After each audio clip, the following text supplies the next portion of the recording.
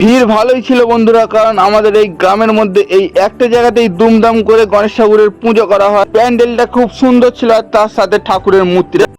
High বন্ধুরা, welcome to my channel. আমি সিঙ্গুরের ছেলে বন্ধুরা। তো বন্ধুরা, আমি আজকে বেরিয়ে পড়েছি আমার এই পার্টনারকে নিয়ে গণেশ ঠাকুর দেখতে, আর ভাবলাম তোমাদের সাথেও একটু শেয়ার করে দিই। বন্ধুরা, জানি আমাকে তোমরা চেনো না, আমার ভিডিও কেনই দেখবে, কিন্তু তোমাদের সবার কাছে একটাই রিকোয়েস্ট বন্ধুরা, ভিডিওটা শুধুমাত্র শেষ পর্যন্ত দেখো, সাবস্ক্রাইব করতে হবে না বন্ধুরা। যদি বড় একটা লাইক করে দাও, কারণ লাইকটা করে দিলে আমার ভিডিও করার আগ্রহটা অনেকটা বাড়বে। তো বন্ধুরা চলো আর বেশি দেরি না করে আসল ভিডিওতে যাওয়া যাক।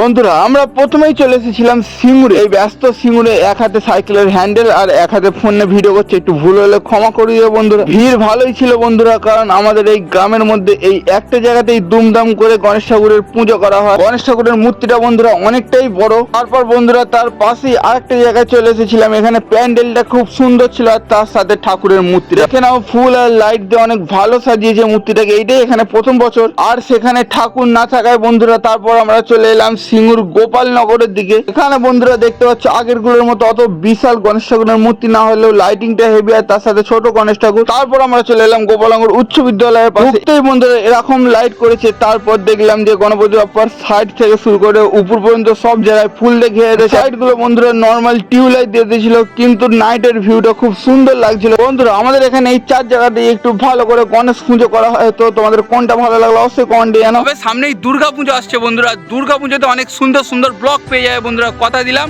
তো বন্ধুরা জানি না যে তোমাদের ভিডিওটা কেমন লেগেছে, কিন্তু আমি যতদূর পেরেছি ভালো করে দেখানোর চেষ্টা করেছি বন্ধুরা। শুনছো ভাই, চ্যানেলে নতুন এলে সাবস্ক্রাইবটা যেন পাই। টাটা, ভাই ভাই, চলো বাড়ি যাই।